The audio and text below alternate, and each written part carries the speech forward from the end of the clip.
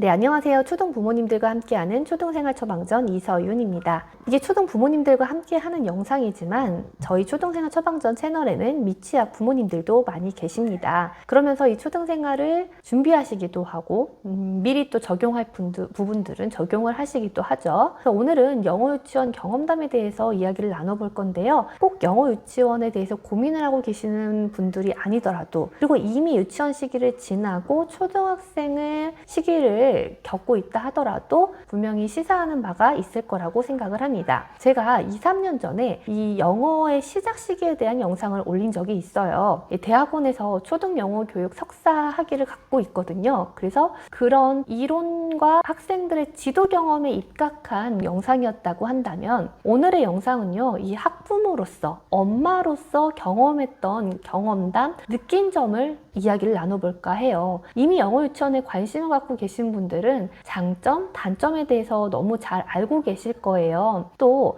이 영상들은요, 영어 유치원을 혹시 보내고 싶은데 못 보내서 좀 미안한 마음이 든다라든지, 영어 유치원을 보낼지 말지 고민이 된다라든지, 아니면 영어 유치원을 보낼 걸 후회한다라든지, 네, 이런 부모님들도 모두 도움이 되지 않을까라는 생각이 듭니다. 근데요, 사실 이 영상을 올리기 전에 고민을 많이 했습니다. 왜냐면 이 영상의 의도를 오해하시는 분들도 계실 것 같아서였어요. 네, 영어 유치원을 잘 다니고 있는 그런 아이들도 있을 것이고, 또 나와서 영어 유치원을 다니길 너무 잘했다 라고 생각을 하시는 부모님들도 계실 거예요. 그런데 제 영상을 보고 100개의 좋은 댓글이 달리더라도 1개의 좋지 않은 댓글이 달리면 상처받는 게 사실이거든요. 유치원마다 다를 수 있고, 선생님마다 다를 수 있고, 아이마다 다를 수 있습니다.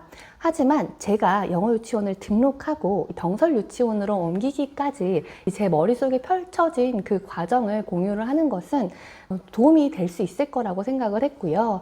솔직히 이 영상을 찍는데 용기를 필요로 하기도 했지만 부끄럽기도 했어요. 교육 전문가라고 잘난 체하는 너마저도 뒤에서 영어 유치원을 보냈었구나, 그리고 이렇게 흔들리고 있었구나, 그리고 후회하는구나 라는 생각을 하실 것 같기도 했고요. 어떤 면에서 보면은 저희 아이가 영어 유치원 탈락자가 되는 거잖아요. 처음부터 공유하지 않았던 이유는요, 아직 그 결과가 어떻게 될지 모르기 때문이었어요.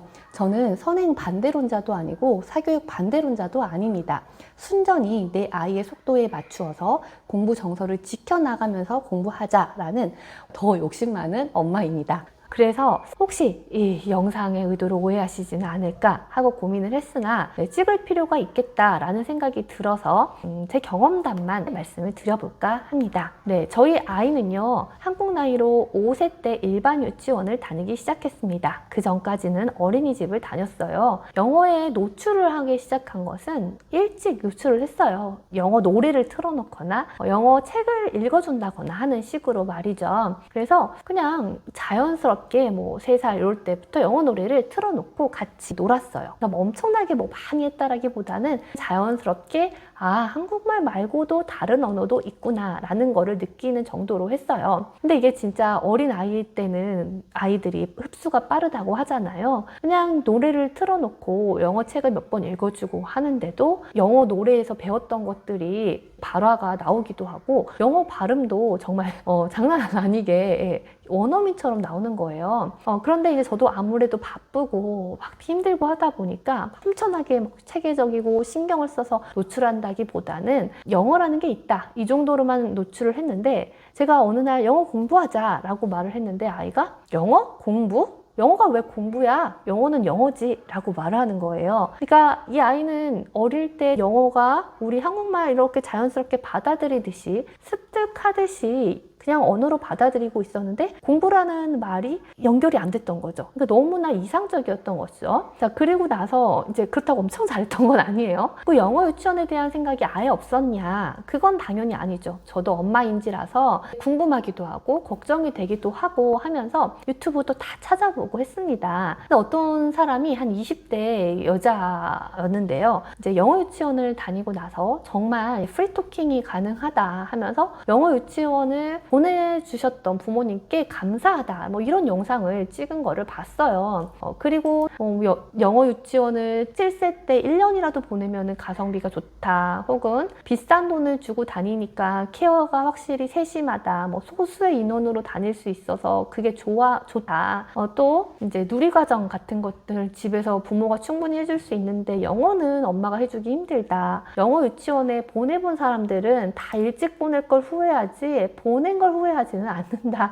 네, 확실히 영어 느는 속도가 빠르다 등등 이 영어 유치원에 대한 좋은 점, 후기들이 정말 많이 보였습니다. 그때 저는 어떤 생각을 했냐면요. 제가 초등 영어 교육에 대한 학사, 석사 모두 다 공부를 했는데 그때 그런 이론적으로 생각했던 것들이 내 아이에게 이 공부할 수 있는 기회, 배울 수 있는 기회를 오히려 막고 빼앗고 있는 것이 아닌가, 제가 섣부르게 판단하고 있는 것이 아닌가 하는 생각이 들었어요. 아이가 둘 있는 것도 아니고 아들 하나 있는 거 이거 못해줘서 나중에 후회하지는 않을까 이런 생각도 들었고요. 게다가 저희 아이는 제가 뭔가 인풋을 주면은 그만큼 흡수하고 아웃풋이 나오는 약간 똘똘한 아이처럼 보이는 거거든요. 아이가 어릴수록 더 그러잖아요. 그래서 계속 고민이 됐어요. 기회를 주면은 더 잘할 애인데 내가 괜히 막고 있는 건 아닐까 하는 생각이 들었거든요. 이게 부모님들이 다 이런 딜레마에 빠지잖아요. 그리고 나서 제가 10월쯤에 이사를 가서 유치원을 옮겨야 될 때가 왔습니다. 어떤 유치원에 보낼까 이사를 가기 전에부터 고민을 하다가 이사 갈 집 앞에 있는 유치원에 상담을 갔어요. 놀이식 영어 유치원이라고 했습니다. 그래서 학습식 영어 유치원이 얼마나 빡세게 공부를 시키고 영어 숙제가 많은지 들어왔으니까 놀이식이라고 하니까 좀 더 솔깃하더라고요. 그래서 학습식 영어 유치원에 비해서 영어 공부를 조금 덜하고 발레, 과학, 창의 수학, 한글 등등의 다양한 프로그램들이 들어간 거였습니다. 무엇보다도 이 놀이식이라는 말이 굉장히 엄마의 마음을 확 끌어당기는 게 있잖아요. 거기다가 한 반에 최대 인원이 10명이라는 점이 또 좋아 보였고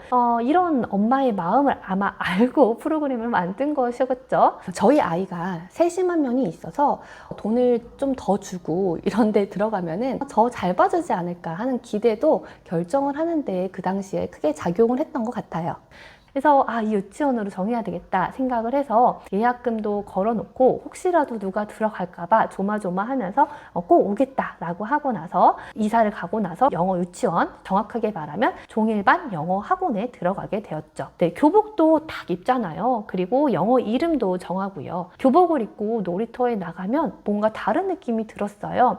다시 한번 생각을 해보니까요. 일종의 우월감 같았던 것 같아요. 그리고 그거를 이용하는 면도 분명히 있을 거고요. 아이도요, 자기가 되게 좋은 유치원에 다닌다라는 생각이 들었던 것 같아요. 그래서 놀이터에 가서 야, 나 무슨 유치원 다닌다 라고 자랑을 하는 모습도 보이더라고요. 아이가 이제 영어 수업을 받기 시작을 했습니다. 집에서 엄마가 챙겨야 할 숙제도요, 많이 있었어요. 학습식은 아니라고 하지만은 그래도 매일매일 해야 할 숙제가 있었고 저는 오히려 좋은 습관을 만들어주겠다 싶어서 긍정적으로 생각을 했어요. 그 숙제들은 대부분 다 파닉스, 뭐 문장 읽기, 그리고 책 읽기, 문제 풀기 뭐 이런 것들이었어요. 그래서 매주 한 번씩 단어 시험도 있어서 단어 시험 준비도 했습니다. 아이는요, 잘 따라오는 듯이 보였어요. 승부욕도 있어서 단어 시험 준비도 열심히 해서 다 맞았고요. 또 못 읽던 문장들도 반복을 하면서 읽으니까 읽었죠. 그리고 오후에 이제 영어 외의 수업이 몇 개 들어있어서 꽉 차여진 시간표에 오늘의 시간표를 딱 보면은 뭐 영어 스피킹, 리딩, 파닉스, 영어 심화, 과학, 수학, 중국어 뭐 이렇게 돼 있어서 오늘 배우고 있는 게 정말 많겠다라는 생각이 들었고 또 이제 처음에는 좀 적응을 하는데 힘들지 않을까 싶어서 일찍 끝나게 2시에 끝나게 하게 친정 엄마, 멀리 계신 엄마를 호출을 해서요. 다른 친구보다 조금 더 일찍 끝나게 했습니다. 그렇게 이제 유치원에 잘 적응하는 듯던 저희 아이가 제일 먼저 나타난 반응은요. 주말에 밖에 나가지 않겠다고 했습니다. 이제 보니까요. 너무 주중에 지쳐가지고 밖에 나갈 힘이 없어 보이는 것 같았어요. 그리고 다음 나타난 반응은 유튜브 영상에 굉장히 집착을 하기 시작했습니다. 네, 정해진 약속이 있었어요. 주말에 보는 시간이 있었고 그런데 주말에 이 정해진 약속 시간을 계속 벗어났고 주중에도 보여달라고 떼를 쓰기 시작을 했고요. 끄기 힘들었어요. 그래서 적응하느라 피곤한 건가 싶었고 또 주중에 힘들었으니까 좀 주말에 주말에 스트레스를 풀어야 되지 않겠는가 싶어서 주말에 나가지도 못하고 유튜브 영상을 보는 시간이 점점 늘어났습니다. 그래서 영어 유치원에서 이제 생일 파티도 할로윈 파티도 굉장히 성대하게 해주고요. 매일 사진도 성실하게 업로드를 해주면서 제 마음은 오히려 또 뿌듯해졌어요. 그래, 돈값 하네. 영어 유치원에 다니면서 힘드니까 최대한 노는 시간을 더 많이 보장해 주어야 되겠다라는 생각에 놀이터도 정말 자주 가고요. 또 학원에서 영어 숙제를 하니까 아무래도 이제 제가 그동안에 집에서 그 전에 뭐 영어 노출도 있고 한글도 하고 책도 읽고 수학도 하고 했던 것들은 거의 아예 하지를 못했어요. 그러니까 이 영어 유치원의 프로그램을 따라가기에도 벅차더라고요. 그래서 이제 이때까지 영어 실력은 계속 오르면서 다양한 것들을 배우고 있고 세심한 케어를 받고 있다라고 생각을 하면서 만족스러웠어요. 그렇게 하면서 아이가 주말에나 이렇게 나가지 않으려고 하고 유튜브 영상에 집착하는 모습을 보면서 곧 적응하겠지라는 생각을 했던 것 같습니다. 자, 그리고요, 그렇게 짧은 몇 개월을 보내고 7세가 되었습니다. 담임 선생님이 바뀌셨고요. 저희 아이는요, 다른 친구들처럼 끝났고 5시에 끝나는 친구들도 있었어요. 이제 새로운 담임 선생님은 좋게 말하면 아웃풋에 더 신경을 많이 쓰시는 분이셨어요. 아이가 이제 7세가 되고 나서부터 엄마, 나는 말썽꾸러기라서 초등학생이 못 될 건가 봐. 엄마, 나는 못난 아이인가 봐. 오늘도 무슨 티처가 고 아웃 했어. 엄마, 사일런스는 괴물이라는 뜻이야? 사일런스래. 뭐 이렇게 말을 하는데 저희 아이는요, 뭐 말투, 이런 뉘앙스, 그리고 그 사람이 말을 할 때 그 느낌에 굉장히 예민하고 민감한 아이입니다. 이사 가기 전에, 영어 유치원에 들어가기 전에 이 틱이 생겼었어요. 그러다가 좀 소멸이 됐었는데 다시 틱이 심해지기 시작했습니다. 담임 선생님께서는요, 이제 영어 실력이 아이가 부족해서 집중을 못하는 것 같다, 주의력이 떨어지는 것 같다라는 피드백을 주셨고, 영어를 더 시켜가지고 알아듣는 게 많아지면 집중할 수 있을 것이다 라고 했어요. 그래서 저도 그렇게 생각을 했고, 이래서 영어 유치원에 더 적응을 잘하기 위해서 영어 과외를 하고 영어 유치원에 입학하기 위해서 영어 과외를 하는구나 라는 그런 생각이 들더라고요. 그래서 영어 과외까지는 아니고 영어 책을 집에서 조금 더 읽히기 시작을 했어요. 아이가 너무 힘들다고 말을 하니까 제가 이렇게 아이한테 말을 하고 있었어요. 학교 가면 덜 힘들어. 지금 영어 유치원이 영어를 제일 많이 해서 더 힘들어. 학교 가기 전까지 몇 개월 남았지? 10개월 남았네? 10개월만 참아보자 라고 말을 하고 있는 거예요. 라고 말을 하는 순간 제가 제 말에 머리를 쾅 얻어맞은 것 같았습니다. 왜 유치원에 비싼 돈을 주면서 내가 참아라고 말을 하고 있는 거지? 무엇을 위해서 아이한테 참으라고 하고 있는 거지? 라는 생각이 들었어요. 그리고 이 사교육과 경쟁의 마술에서 풀려났습니다. 이게 지금 몇 개월 만에 풀려난 거죠.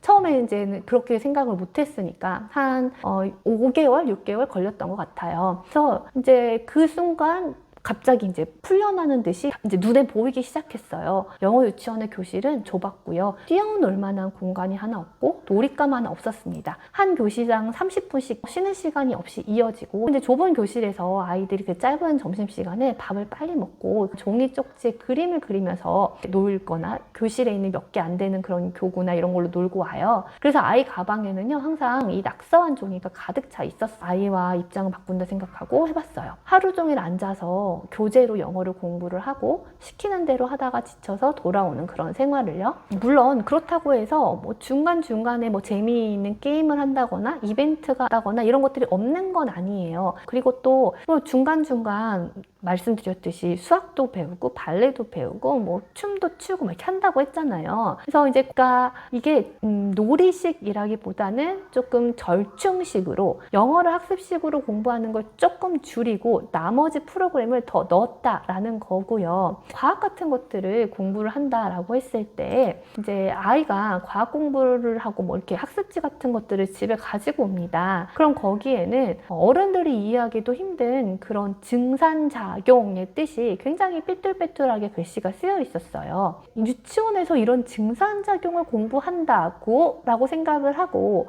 이런 결과물들을 보고 또 뿌듯해 하실 수 있어요. 근데 아이한테 증산작용이 뭐야? 라고 물어보면은 몰라? 선생님이 쓰라고 했어 라는 반응이 나오는 거죠.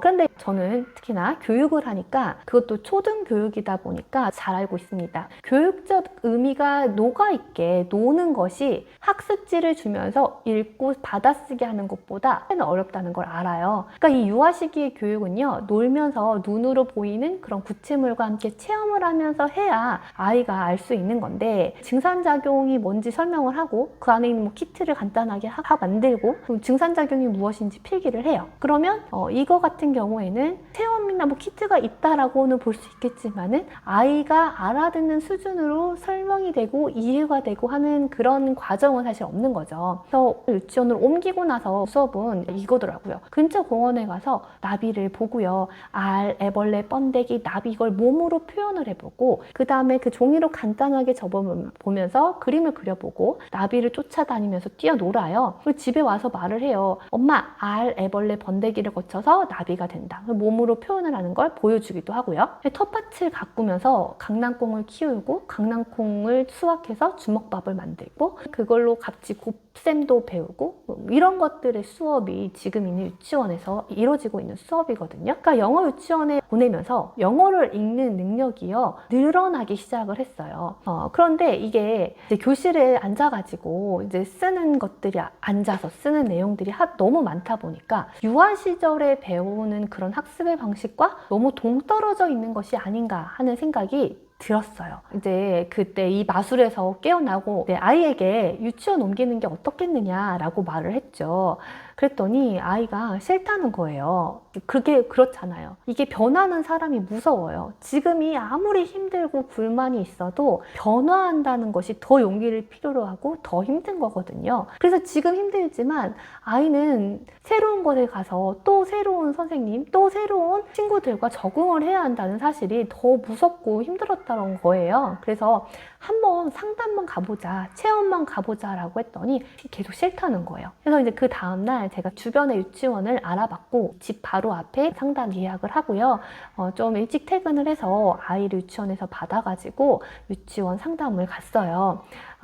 그때 이제 상담을 가려고 아이를 이렇게 이제 데리고 가는데 아이가 눈물을 글썽거리면서 가방에서 꺼내는 거예요. 뭘 꺼내냐면 자기가 하는 영어 교재를 꺼내는 거예요. 그러면서 엄마, 내가 영어 수업 시간에 집중을 안 해서 그래? 나 말썽 피워서 그래? 이제 열심히 할게. 봐봐. 나 오늘 이렇게 열심히 썼잖아. 하면서 영어 교재를 보여주는 거예요. 그러니까 자기가 영어 유치원을 다니면서 열심히 하지 않아서 문제 알아서 엄마가 옮기려고 하는 건가? 내가 안 옮기겠다고 하는 건데 왜 상담을 가려고 하는 거지? 라는 그런 생각이 들었던 거죠. 그래서 아니, 너가 상담을 우리가 같이 가서 유치원을 보고 결정하는 거야. 다시 영어 유치원 다니고 싶으면 다니는 거고 새로운 유치원으로 옮기고 싶으면 옮기는 거야. 네가 결정하는 거야. 이렇게 해서 데리고 갔어요. 그래서 이제 저는 담임 선생님이랑 상담을 하고 아이는 옆에 교실에서 놀잇감을 가지고 놀았어요. 저는 이제 선생님이랑 상담을 하는 순간